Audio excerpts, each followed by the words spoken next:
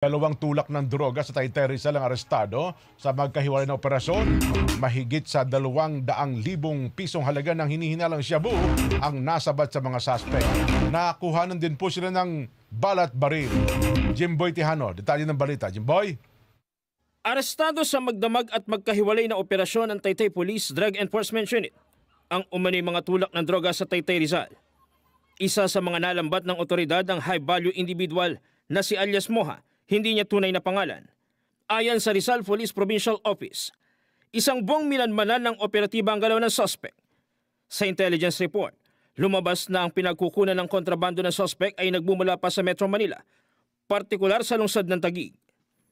Nang makatsyempo ang operatiba, agad ikinasa ang bypass operation laban sa kanya.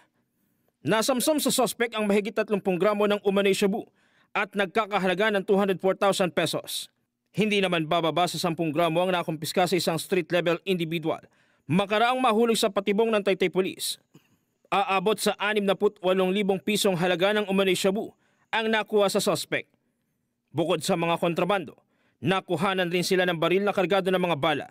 Meron pong nakonfiskang baril, no? So, all in all, dalawa po yung nakonfiskate natin, and it's a very significant accomplishment dahil nga po sa pinapatupad nating gun ban.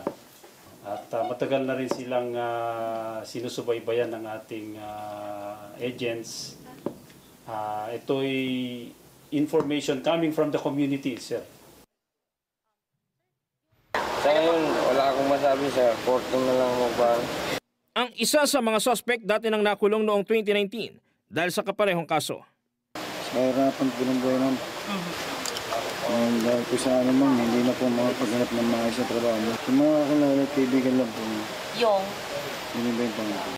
Nasa kustudiya na ng Taytay Police ang mga suspect at nahaharap sa mga kasong paglabag sa Anti-Illegal Drugs Act at illegal possession of firearm and ammunition in relation to Omnibus Election Code. Jim Tihano, para sa 100% Balita.